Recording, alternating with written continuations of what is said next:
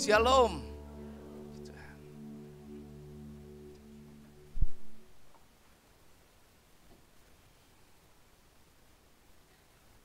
Kita bersyukur karena kita dipertemukan dalam keadaan baik. Kita bersyukur karena kita dipertemukan Tuhan dalam keadaan yang prima hingga kita bisa ada seperti kita ada sekarang karena anugerah Tuhan berlangsung dalam hidup kita.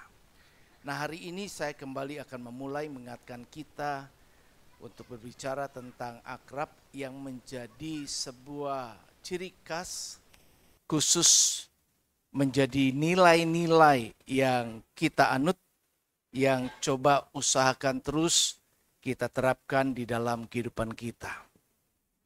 Kita sudah membicarakan hal akrab ini beberapa tahun yang lampau. Kalau tidak salah, sejak awal dicanangkan ini di tahun 2016. Jika nggak salah, ingat begitu. Jadi, apa yang sudah kita dapatkan di waktu yang lalu, hendaknya kita bisa belajar bersama-sama untuk menerapkannya di dalam kehidupan kita. Nah, bicara tentang akrab, kita coba baca terlebih dahulu pengertian dari akrab ini.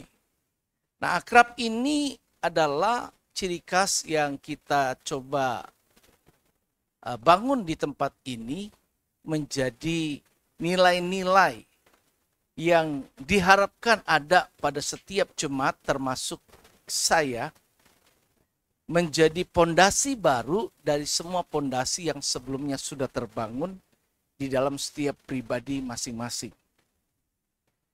Nah, ini kita harapkan bisa diterapkan di dalam kehidupan kita berjemaat bersama-sama maupun juga tentunya dalam aspek kehidupan kita secara pribadi dimanapun kita ada dan berada. Di lingkungan rumah kita, di lingkungan tetangga kita, di lingkungan pekerjaan kita, dan di berbagai lingkungan kehidupan kita lainnya. Karena nilai-nilai ini akan sangat bermanfaat sekali bila dihidupkan. Firman Allah mengatakan, di dalam 1 Petrus pasal yang ketiga ayat yang keempat, kita baca serempak bersama-sama dengan suara yang lebih keras. Ya, 2, 3.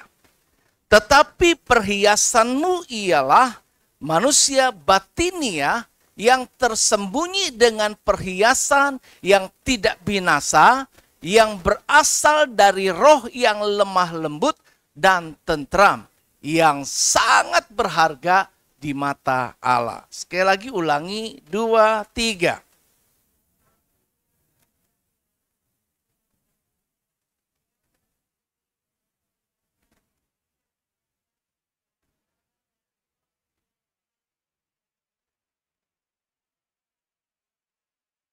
Boleh nggak semuanya ya? Dengan rendah hati saya mohon. Yuk kita ulangi lagi baca. 2, 3. Tetapi perhiasanmu ialah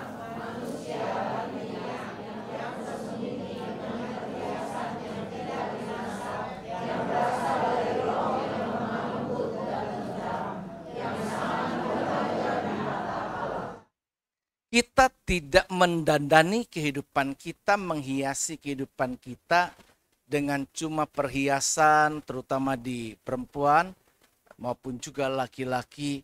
Kalau perempuan mungkin perhiasan di dalam dirinya, ya apapun juga yang dia bisa pergunakan, termasuk pakaiannya. Tetapi bagi laki-laki mungkin ada kendaraan yang bergengsi, yang bisa ditampilkan dengan berbagai hal yang lainnya. Nah, perhiasan kita tidaklah hal yang sifatnya dapat binasa.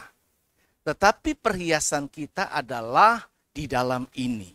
Manusia batinia yang perlu setiap kita itu bisa merefleksikan, memancarkan, mengeluarkan ada satu kecantikan atau inner beauty, kecantikan di dalam manusia batinia kita yang memang tidak kelihatan secara kasat mata, tetapi itu berasal dari roh yang lemah lembut. Roh yang lemah lembut itu roh yang mau dibentuk, roh yang mau diarahkan, roh yang mau belajar dan terus diajarkan Sehingga di dalamnya ada ketentraman, ada damai sejahtera, ada ketenangan, ada kehidupan yang kelihatannya tidak gegabah, tetapi terus melangkah dalam situasi yang tentram. Dan hal-hal yang seperti inilah ternyata yang sangat berharga di mata Tuhan. Manusia menilai cuma apa yang kita miliki secara kasat mata. Kita memberikan penghargaan, kita memberikan penghormatan kepada orang-orang yang tampilnya luar biasa. Tetapi Allah lebih menghargai hal yang tak terlihat oleh manusia. Tetapi itu menjadi sebuah hal yang indah di dalam pribadi masing-masing. Nah, jika demikian, maka yang tentu kita harapkan di sini, coba kita memahami sekali lagi, yang dimaksud dengan nilai-nilai yang kita miliki itu seharusnya seperti apa. Nah, coba nilai-nilai itu adalah sifat-sifat. Nah, karakter kita, sifat-sifat yang kita miliki, itu adalah hal yang penting yang berguna bagi kehidupan manusia. Ada orang yang mengharapkan tentunya karakter setiap manusia di dalam kita berinteraksi satu dengan yang lainnya, mempunyai sebuah sifat-sifat karakter-karakter yang enak, yang baik.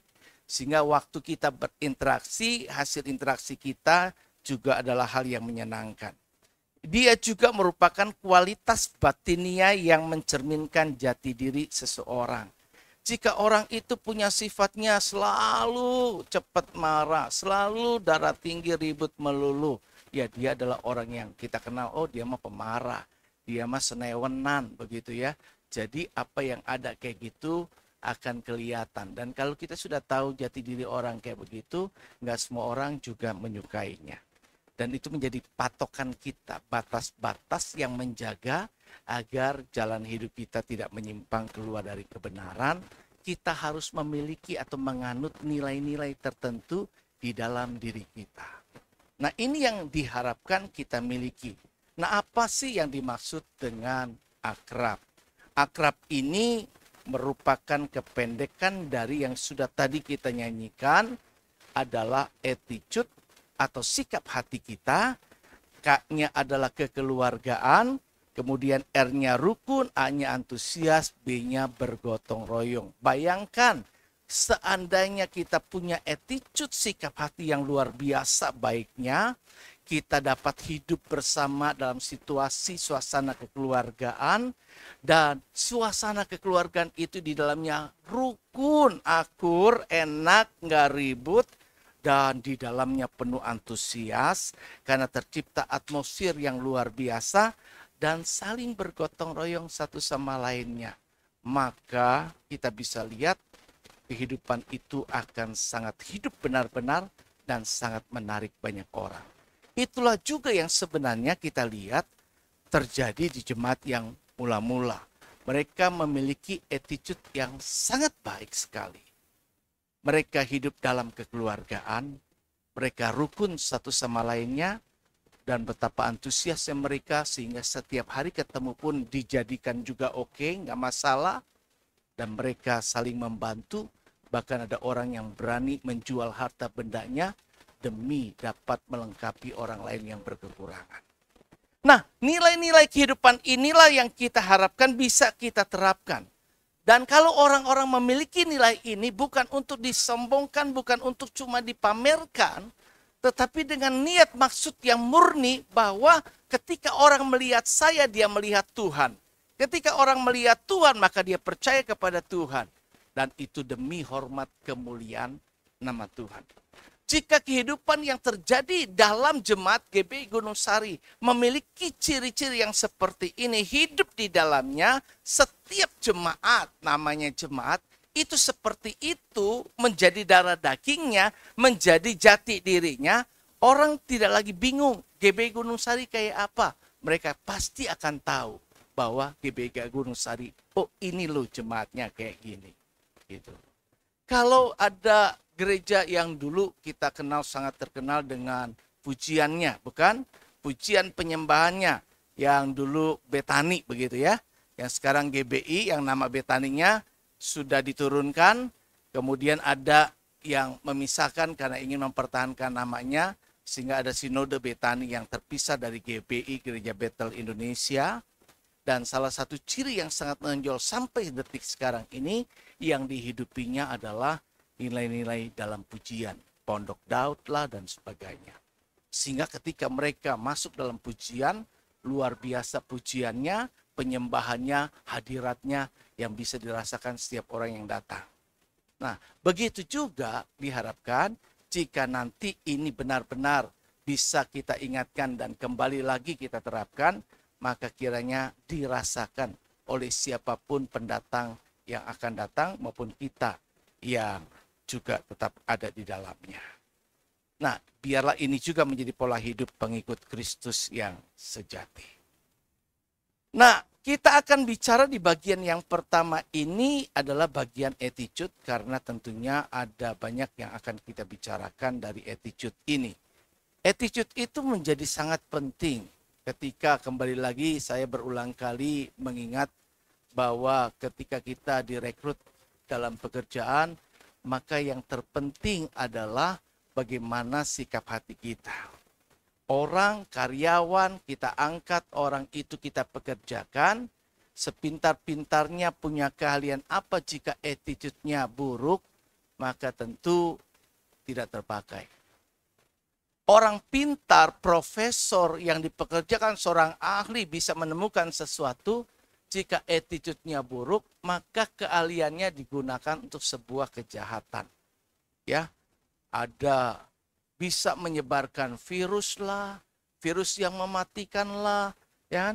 Ada senjata biologi, senjata kimia, senjata fisika, ya. Ada teknologi yang kemudian kalau attitude-nya buruk bukan untuk mempermudah kehidupan, tapi untuk menyaingi Allah, bahkan menggantikan Allah. Sehingga di era zaman baru sekarang ini ada kepercayaan yang Allahnya adalah teknologi. Nah, ada 6 pilar nilai-nilai attitude sikap hati yang diajarkan di dalam akrab ini, yang seharusnya saya dan saudara miliki. Yang pertama adalah diharapkan bahwa kita ini memiliki sebuah sifat, karakter, nilai-nilai yang selalu bisa dan mau dan bisa melakukan yang terbaik. Do the best, gampang. Kalau kita menjadi orang yang punya nilai ini, maka firman Tuhan kan kepengen supaya kita ini sempurna seperti Allah. Allah itu selalu berpikir dan merancangkan sesuatu yang terbaik buat kita. Dan Allah melakukan segala sesuatu bagi kita adalah sesuatu yang terbaik juga. Dan jika dia mengasihi, maka mengasihi kita juga dengan cara yang terbaik. Sehingga kalimatnya, karena begitu besar kasih Allah. Dia tidak memberikan yang dia tidak ingin. Tetapi dia memberikan anak tunggalnya. Kesayangannya, satu-satunya yang namanya tunggal. Sesuatu yang begitu luar biasa. Kalau do the best, melakukan yang terbaik, kalau kita mau nyumbang, satu ketika kita akan melaksanakan aksi sosial, kita memberkati lingkungan, kita memberkati jemaat, kita memberkati orang-orang lain, perhatikan bahwa saya tidak memilih sesuatu yang tidak saya gunakan. Saya tidak memilih sesuatu yang ingin saya buang, kemudian ya udahlah mendingan daripada saya buang, saya sumbangkan. Itu berarti kita masih belum menghidupi kehidupan yang memiliki nilai-nilai tadi, do the best. Orang yang melakukan do the best, maka dia akan mempersiapkan segalanya dan berupaya, selalu berusaha untuk bisa sempurna, perfect begitu, walaupun manusia belum sempurna, tapi akan mengusahakan supaya apa yang terbaik yang bisa saya lakukan. Kalau di kantor orang yang dipekerjakan jemaat GBI Gunung Sari di kantornya juga kayak gini, dia akan nonjol, pasti berprestasi, akan kelihatan beda dari yang lain.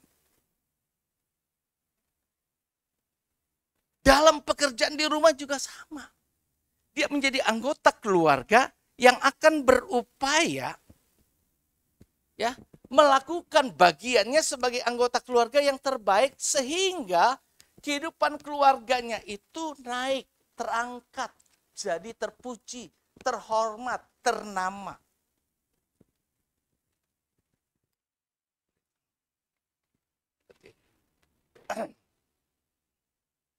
Ya, jadi seperti itu. Nah, jadi kita harus berusaha melakukan yang terbaik seperti Yesus juga begitu. Nah, Tuhan lakukan yang terbaik. Bahkan dia mendedikasikan kehidupannya. Begitu, makasih.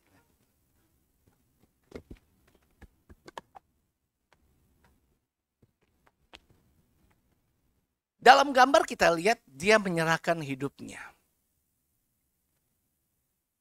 Kalau kita di tempat pekerjaan, kita serahkan hidup kita untuk benar-benar. Saat kita bekerja, fokus. Di gereja juga sama. Firman Allah Matius 5 ayat 48 berkata, karena itu haruslah kamu sempurna sama seperti Bapamu di surga adalah yang sama seperti Bapamu yang di surga adalah sempurna. Sekali lagi, karena saya punya pondasi nilai yang seperti ini dan kepercayaan Allah itu sempurna, maka sekali lagi saya punya iman selalu bahwa pekerjaan Allah sempurna adanya. Dan saya berusaha untuk melakukan yang sempurna. Kemarin saya kembali bersaksi bahwa di khotbah WBI bahwa saya, kalau nggak salah betul ya saya bersaksi ya. Itu saya punya stroke itu tersisa itu tangan kiri saya masih kesemutan.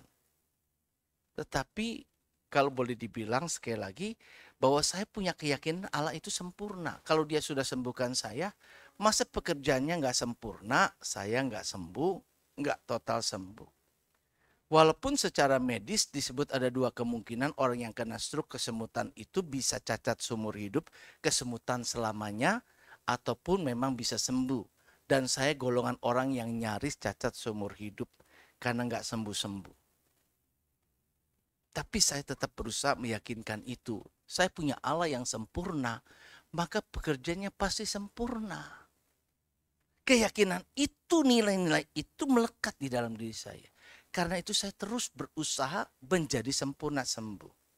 Dan puji Tuhan, dari 24 jam kesemutan, gak pernah hilang. Di tangan profesor yang bisa menyembuhkan sebelumnya dari yang lain, tapi masih juga gak bisa.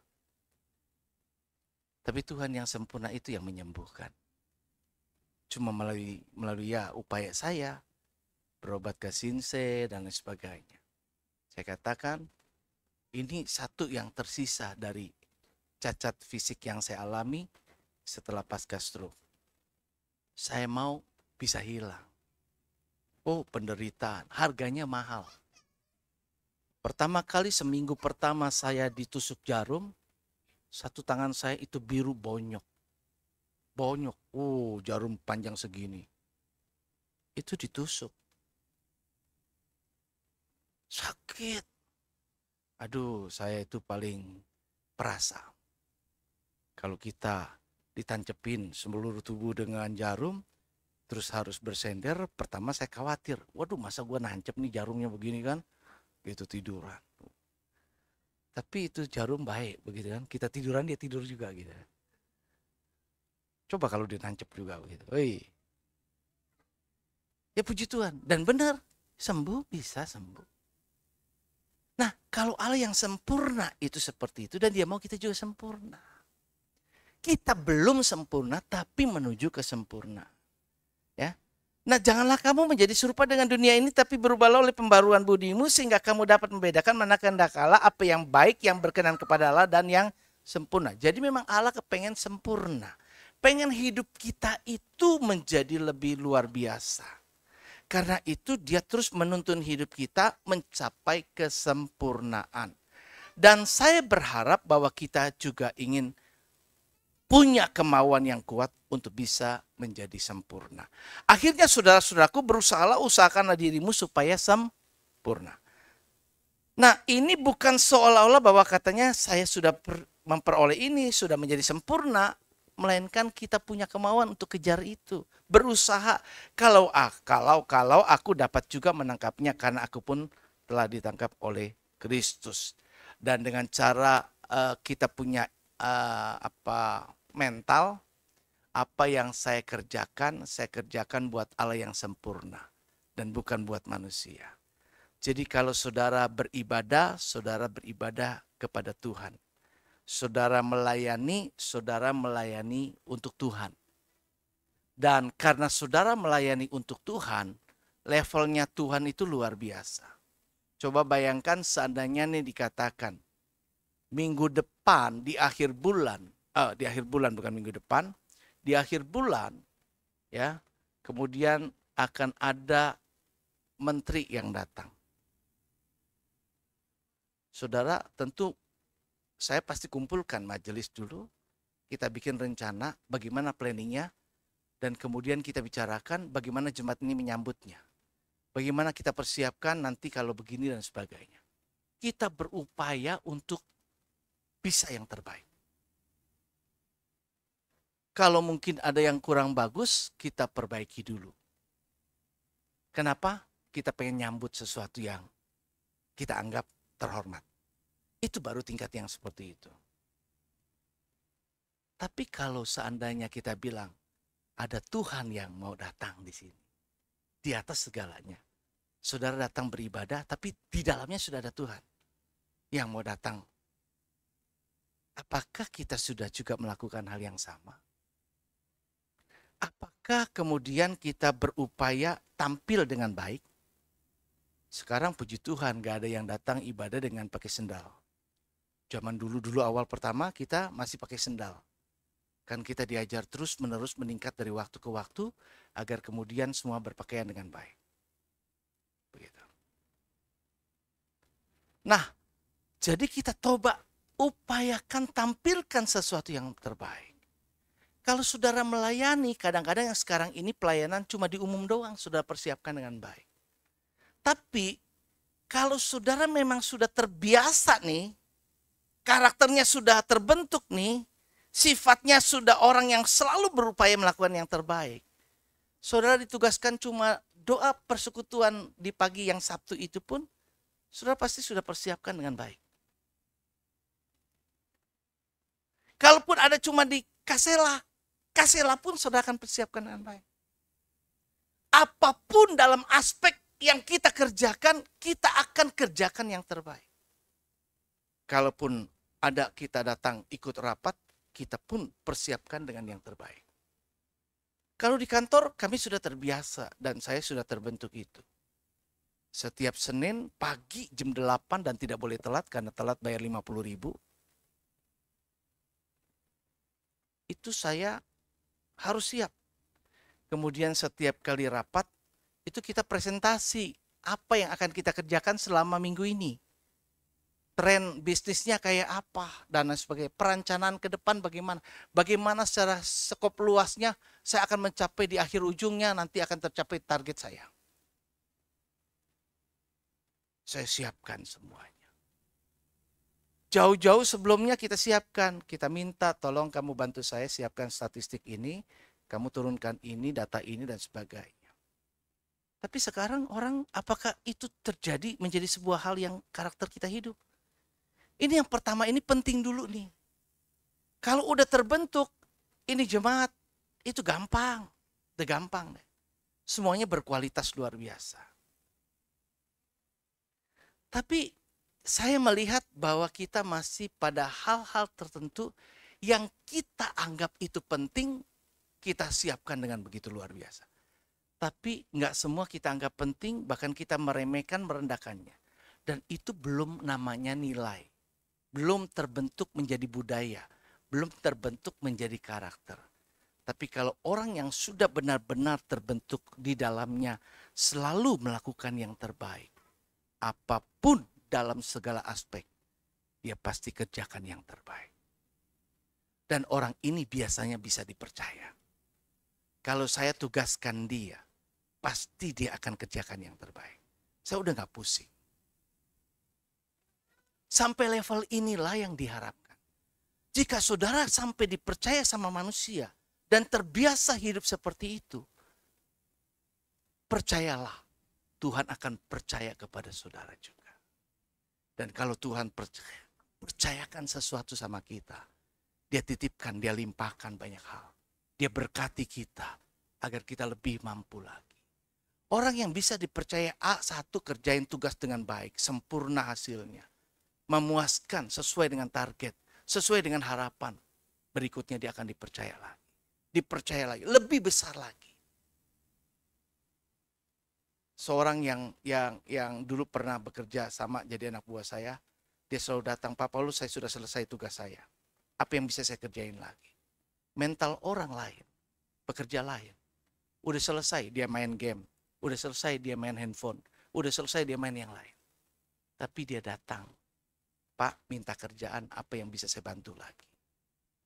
Yang kayak gini karena dia sudah kerjain bagiannya dan minta pekerjaan karena merasa diri kapasitasnya lebih, saya kasih lagi. Gak lama jadi manajer di tempat lain ketika keluar. Yang kedua, pilar kedua adalah kalau ini sudah ada dalam diri kita, di aspek apapun juga dalam segala aspek. Yaitu yang kedua adalah love to serve. Saya ini suka melayani. Terpanggil untuk melayani sama seperti Yesus yang hidup untuk melayani. Dan orang yang memiliki gaya hidup yang melayani berhati hamba. Dia bukan ngebos. Dia bukan orang yang sifatnya senang nyuruh-nyuruh orang doang. Kalau dia bisa lakukan, dia yang lakukan. Kecuali dia nggak bisa lakukan. Dia minta tolong sama orang lain. Tapi kalau dia bisa lakukan, kemudian karena posisi, karena status, karena ini, kemudian nyuruh orang lain yang kerjakan. Kecuali ada batasan-batasan yang memang bukan bagian dia atau sifat itu konteksnya berbeda.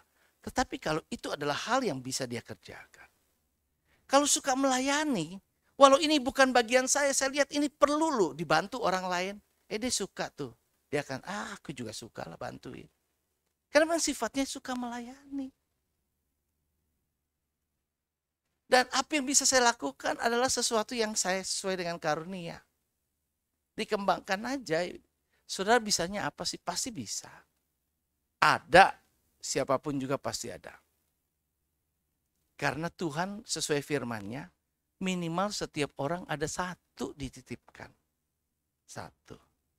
Minimal tuh satu. Jadi kalau dibilang saya nggak bisa apa-apa, ini rendah hati yang keliru. Bukan itu yang dimaksud. Berarti kamu ini tidak mengakui bahwa Tuhan sudah kasih sesuatu. Nah, dari yang kita miliki itu menjadi bekal untuk kita bisa mengerjakan. Nah, patokan kita menjadi seperti Yesus.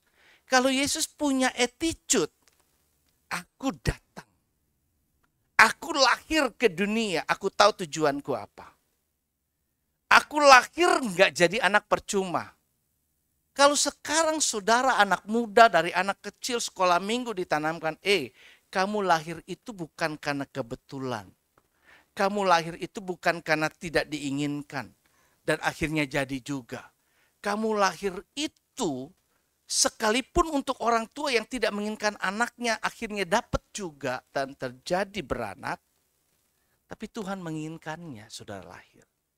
Karena ketika Tuhan tidak menginginkan saudara lahir, dia tidak mengizinkan saudara akan lahir. Di tengah jalan akan mati. Di kandungan akan mati. Jika saudara punya kehadiran di dunia ini tidak diinginkan Tuhan, hubungan suami istri tidak akan membuahkan hasil. Tidak ada.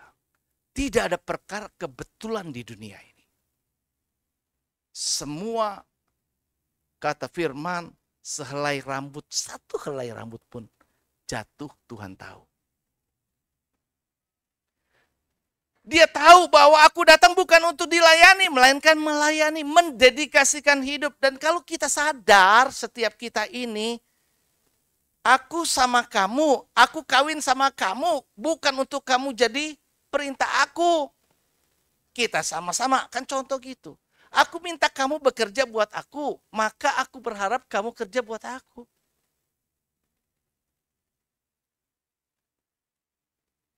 jemaat di tempat ini juga begitu diharapkan. Jadi ada sesuatu yang bisa kita kerjakan. Saya tetap berkesan, terima kasih sekali lagi buat papanya Ruli. Ini jadi lebih bagus kan ya daripada yang lalu ya. Ya kan? Gitu loh. Kita ada pikir-pikir, nimbang-nimbang tapi nggak pernah jadi untuk beli begitu ya. Tapi ada yang punya hati yang mau memberi. Akhirnya jadi juga gitu. Kan? Saya nggak tahu ini bunga dari mana. Gitu ya. Tapi bunga ini mempercantik juga. Ya, siapa tahu gitu kan, ada lagi nanti begitu. Jadi kita lihat apa yang bisa kita kerjakan. Kita melayani dalam bentuk tenaga yang kita bisa kerjakan, kita melayani dalam bentuk-bentuk lainnya juga bisa kita lakukan. Ada orang-orang dulu yang karena kekayaannya dia melayani Tuhan dengan harta bendanya. Dia berkati pekerjaan Tuhan. Ada banyak yang bisa dikerjain kok. Nah, layanilah seorang akan yang lain sesuai dengan karunia yang telah diperoleh tiap-tiap orang sebagai pengurus yang baik dari kasih karunia Allah. Ada orang yang punya kasih karunia, dia punya orang yang namanya karunia kemurahan hati.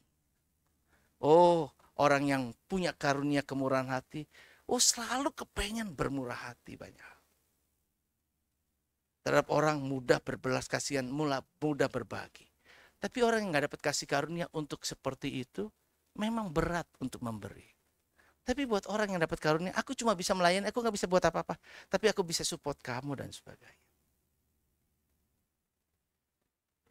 Saya masih ingat ada perubahan yang baik dulu ketika ini saya sampaikan dan terjadi perubahan.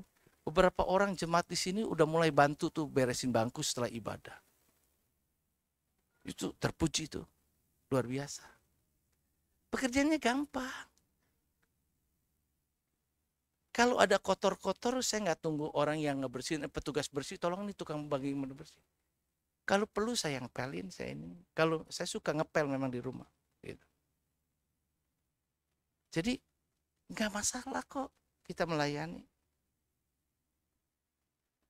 Layani. Dan kalau orang yang mau melayani, dia akan berusaha mencari kesempatan untuk bisa melayani.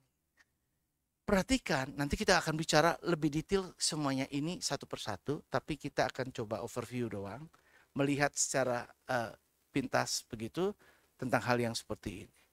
Kalau nanti kita melayani, wah luar biasa itu. Orang-orang yang melayani Tuhan, dia dapat penghormatan yang berbeda dengan orang yang tidak melayani. Nanti kita akan bicarakan secara khusus. Yang ketiga adalah ini. Submission and respect. Jadi ingat yang pertama, orang yang mau melakukan terbaik. Yang kedua, saya suka melayani. Berhati hamba. Nggak usah ngebos. Yang ketiga adalah apa? Orang yang terbiasa taat. Nunduk, tunduk ya. Nggak jadi tanduk tapi nunduk gitu. Ya. Submission, pendudukan diri dan menghormati orang lain. Kalau orang terbiasa ini bisa menghormati orang lain, ya kan ya, yang muda menghormati yang tua. Kalau menghormati yang tua itu gampang. Ada hal yang lainnya ini biar dia di belakang, paling belakang. Makanya kan kalau di bis itu kan ada kursi yang khusus kan untuk lansia atau untuk orang-orang yang disable ya, berkebutuhan khusus gitu kan. Nah, jadi kita berikan gitu loh. Tapi banyak orang kadang-kadang nggak respect gitu. Sama orang yang tua yang nggak punya kemampuan apa-apa, kita nggak respect. Bahkan kadang-kadang kita anggap seumur dengan kita aja kita panggil nama. Kan? Tapi kadang-kadang kita lihat dia ini lebih harusnya dihormatin. Ya kita panggil. Jadi kita panggil itu bukan cuma karena umur. Saya panggil bapak, ibu, ya kan ya. Walau terhadap yang muda, bapak, ibu, ya nggak masalah juga. Kalau memang terhadap dia patut disebutkan sebagai ini kaitannya. Tetapi dalam hal yang lainnya, secara pribadi, ya kita berteman. Kita bisa panggil nama. Tapi kemudian dalam hal yang lain, kita bisa panggil yang respeknya kayak apa. Nah, ini yang perlu diajarkan. Itu contoh banget, banyak banget. Yesus itu paling menonjol sekali pendudukan dirinya. Bahkan pergumulan untuk menundukkan diri ini bukan mudah. Itu stres luar biasa ketika pergumulan di Getsemani. Kita lihat contohnya Harun dan Miriam juga. Bagaimana Allah memandang tentang pendudukan diri ini sangat penting. Ini keluarga, ini bersaudara, Musa, Harun, dan Miriam. Tapi bukan karena faktor saudara kemudian bisa berbuat semau-maunya.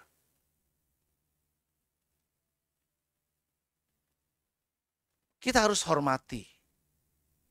Kita harus respect. Harun dan Hur kebetulan gak respect. Musa ngambil perempuan Kus. Wah jadi cemoohan. Wah Musa. Wah pemimpin begitu. Begini. Ingat Musa itu orang yang diurapi.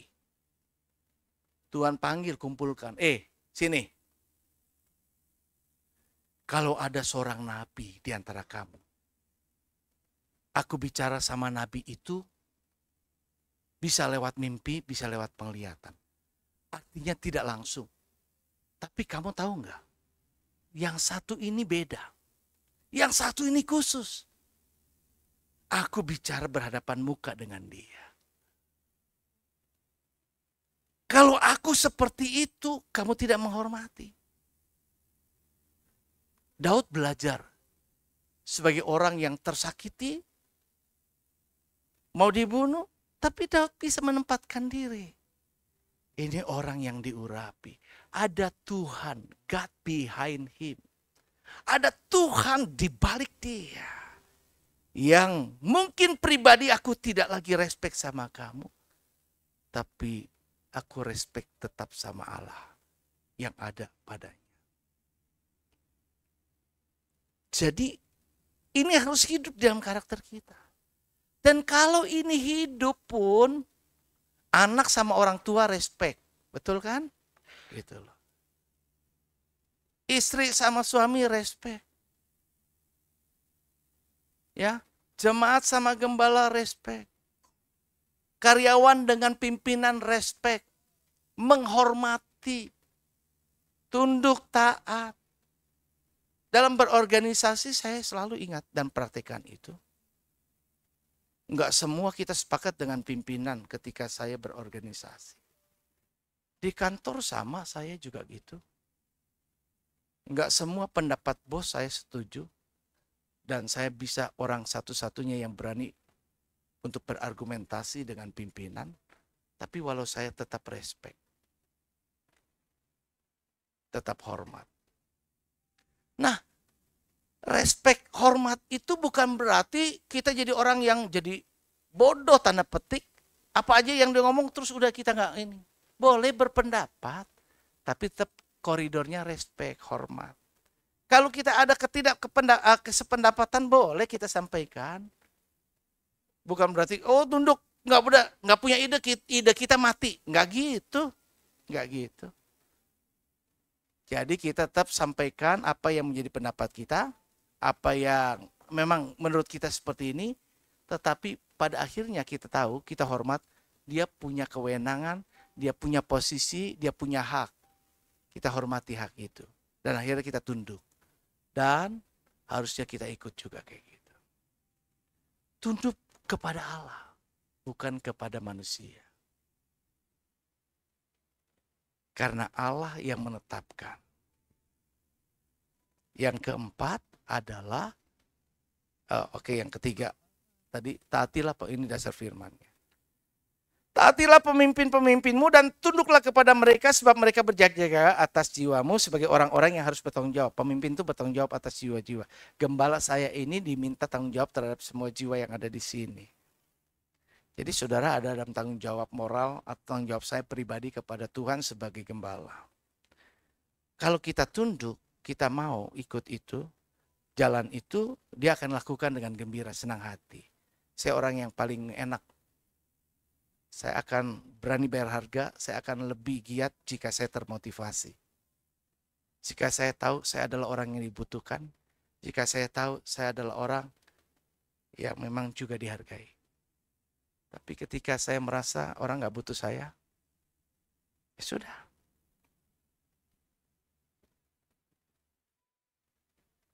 Itu pemimpin biasa begitu.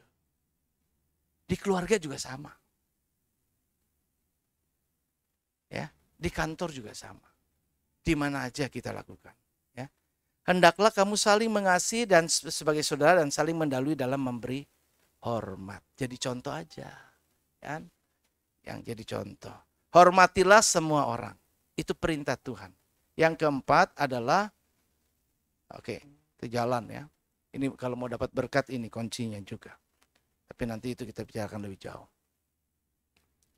Yang keempat, positive thinking. Tadi masih ingat lagi sama saya, ingat apa tadi? Pertama, do the best, lakukan yang terbaik. Kedua, suka melayani. Ketiga, penuhkan diri dan menghormati. Yang keempat, kita punya attitude tuh, sikap hati yang positive thinking. Selalu berpikiran positif.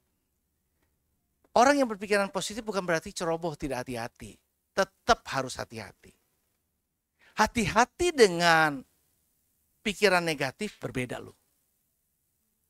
Kalau orang yang negatif, negatif. Orang yang pikirannya negatif, dia adalah orang negatif. Orang yang berpikiran positif, dia adalah orang yang positif.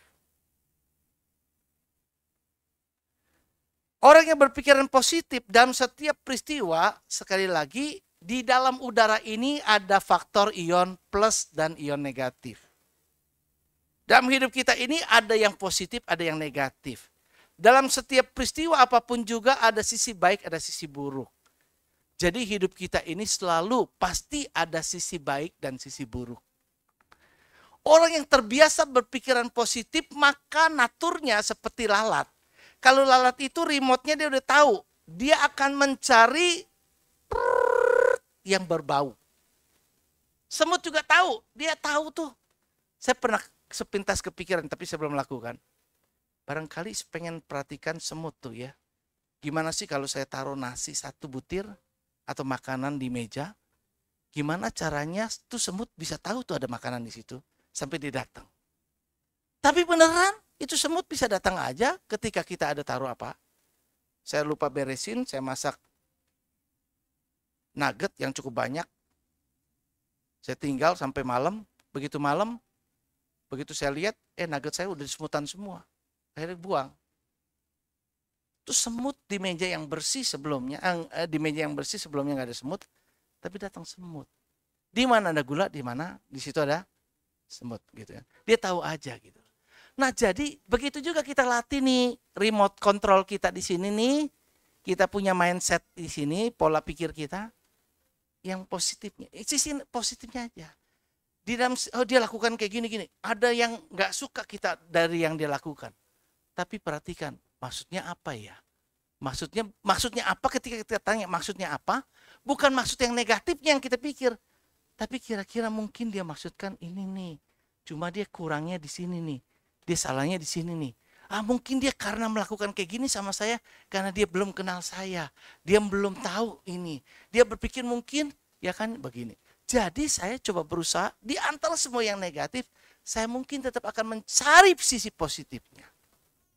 Nah, sayangnya manusia punya mindset, pola pikirnya cuma terbiasa berpikiran positif ketika orangnya udah nggak ada. Udah meninggal. Makanya ketika pasangan kita udah nggak ada, yang kita kenang yang positifnya kan.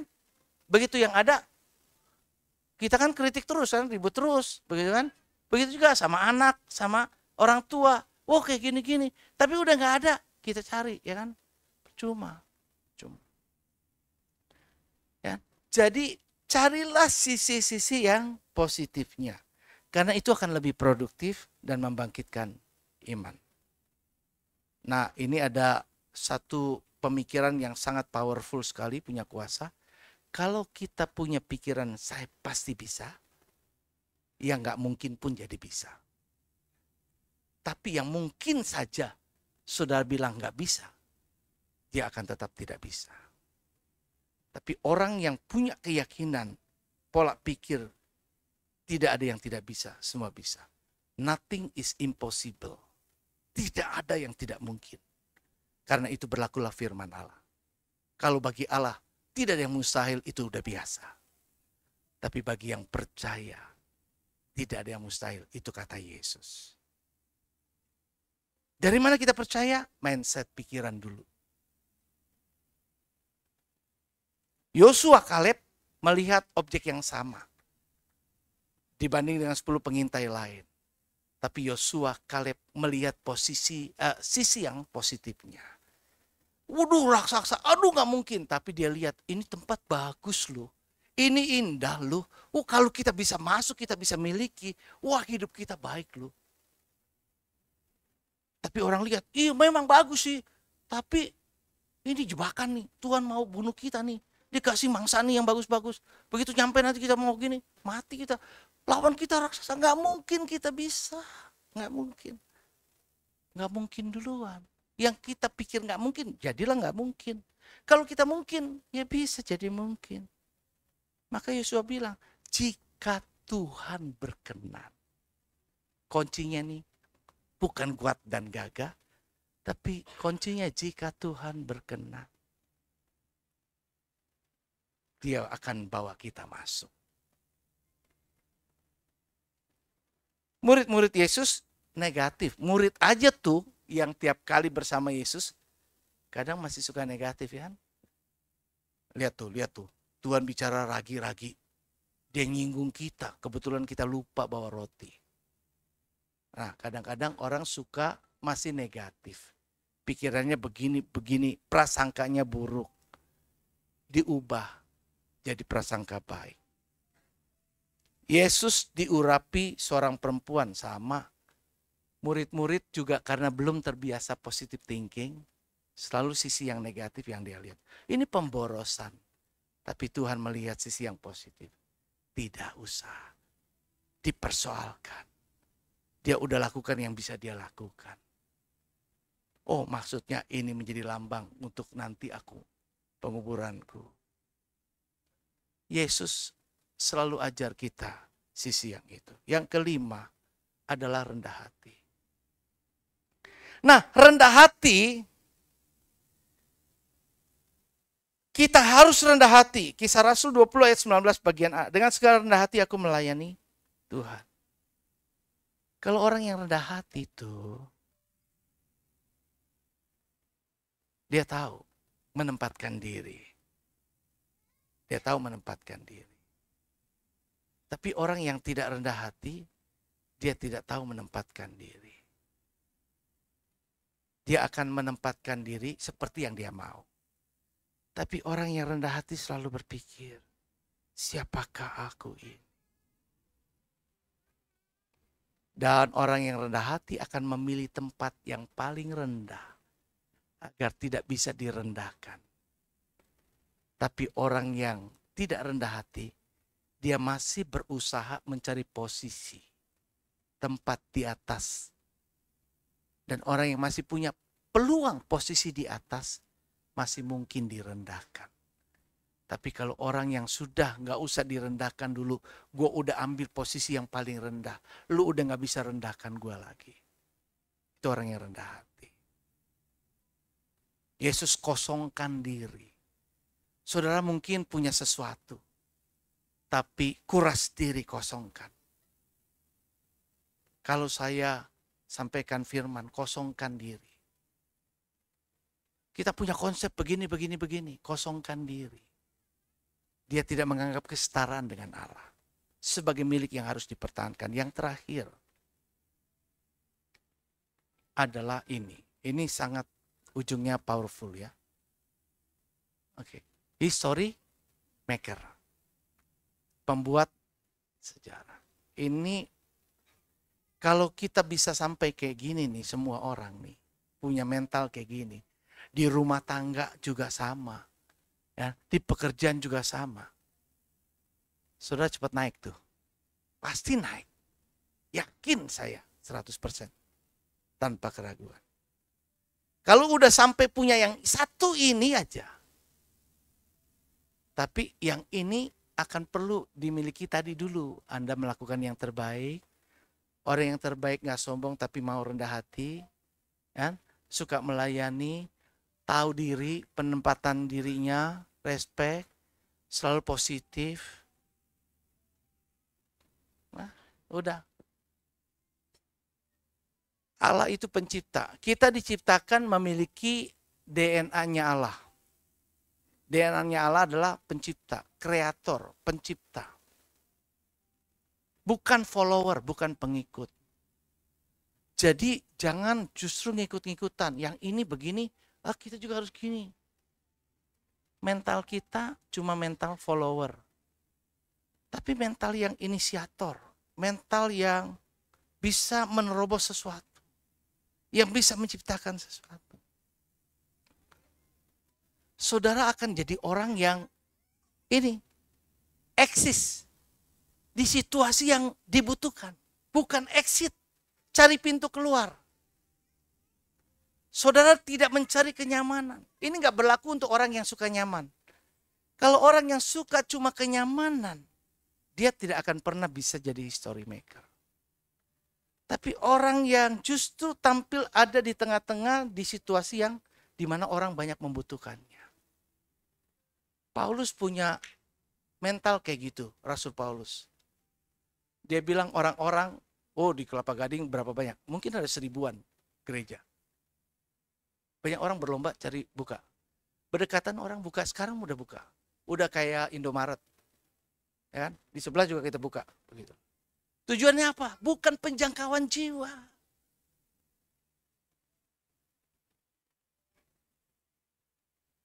Paulus bilang, aku lebih suka di tempat yang belum diberitakan siapa-siapa. Bahkan orang yang gak mau. Jadi dia akan merintis itu. Saudara ada di tempat yang besar sekalipun, ya kan? Itu saudara hebat mungkin. Bangga, saya ada di gereja besar. Tapi peran saudara kecil. Karena itu sudah besar. Tapi saudara ada di gereja seperti ini. Di banyak tantangan, banyak hal masalah. Banyak hal yang bisa saudara buat di tempat ini. Bisa banyak yang bisa diperbaiki tempat ini. Itu saudara jadi sejarah. Pembuat sejarah. Yesus buat sejarah dalam hidupnya. Sampai hari ini orang tahu siapa Yesus. Maukah sekarang saya dan saudara jadi orang-orang ya yang mau benar-benar seperti ini. Attitude-nya kita perbaiki. Amin. Dan itu bukan untuk kepentingan yang lain. Buat diri sendiri berguna. Kan kita udah diajar ya. Jadi orang yang dibutuhkan itu lebih enak daripada yang membutuhkan kan. Gitu. Nanti saudara akan jadi orang yang dicari, dibutuhkan. Karena saudara adalah orang yang hebat. Dalam diri kita ada potensi. Pergunakanlah potensi itu agar saudara bisa naik dan bukan turun. Tuhan berkati. Mari kita bangkit diri. Ku tak membawa apapun juga saat ku datang ke dunia. Aku tinggal semua pada akhirnya saat ku kembali ke surga. Inilah yang ku punya, hati sebagai hamba.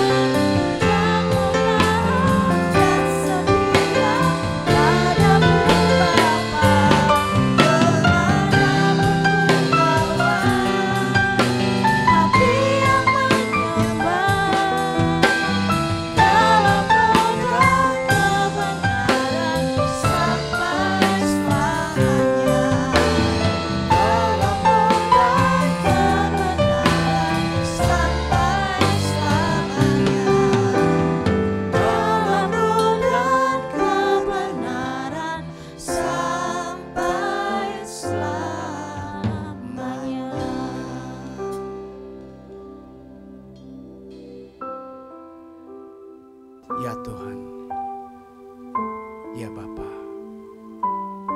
inilah kami, hamba-hamba-Mu yang tidak ada apa-apa. Dengan sepenuh kerendahan hati, kami datang di bawah kaki Tuhan, mengosongkan diri dan menyerahkan hidup kami ke dalam tangan-Mu. Bentuk kami seperti yang Engkau kehendaki, agar attitude sikap hati kami adalah sikap hati yang akan berusaha melakukan yang terbaik, menjadi sempurna seperti Yesus. Kami juga menjadi seperti Yesus yang suka melayani, punya penundukan diri, dan tahu bagaimana kami menghormati. Kami menghormati sebuah kedaulatan. Kami menghormati otoritas. Kami menghormati seperti Tuhan mengajar kami.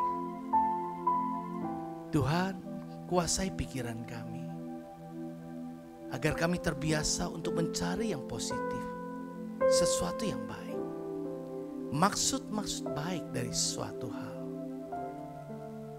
sehingga kami menjadi orang yang akan tetap termotivasi, bukan yang semakin mundur. Ajar kami rendah hati, karena Allah menentang orang yang congkak, tetapi belas kasihan Tuhan atas kami yang rendah hati. Dan akhirnya Tuhan tolong kami, agar kami punya mentalitas bukan penikmat, tapi orang-orang yang bisa menciptakan sesuatu yang dapat dinikmati Allah, bahkan jadi berkat buat orang lain. Menjadi pribadi yang punya mentalitas pembuat sejarah, yang berinisiatif, yang mengerjakan sesuatu yang baik. Engkau sudah melakukan semua ini buat kami, sehingga terpampang ada di depan kami. Saat ini kami akan masuk dalam sakramen, sesuatu yang sakral, sesuatu yang kudus, sesuatu yang suci, untuk mengingat betapa besar kasih Tuhan dan pengorbanan-Mu yang mendedikasikan hidup bagi kami, melalui tubuh dan darah-Mu yang telah Engkau korbankan, menggantikan salah dan dosa kami, menebus kami, sehingga kami beroleh pengharapan akan keselamatan kami dan kehidupan yang terus dipulihkan Tuhan untuk memuliakan nama-Mu. Kami tahu segala sesuatu adalah dari Engkau, oleh Engkau, dan bagi Engkau. Kiranya semua bagi kemuliaan Allah sampai selamanya. Turunkanlah berkat-Mu atas roti dan anggur, sehingga barang siapa yang menerimanya dengan cara yang layak di hadapan Allah, dengan iman, dengan penghormatan, mereka adalah orang-orang yang diberkati Tuhan. Kami manunggal dipersatukan dalam persekutuan dengan Yesus Tuhan, dan dengan sesama kami. Kami beroleh kekuatan yang baru. Ialah ibadah yang kami lakukan bukan liturgi biasa, tapi hati yang tunduk dan menyembah Tuhan. Perbarui hidup kami seperti yang Tuhan kehendaki. Dalam nama Tuhan Yesus kami berdoa. Amin.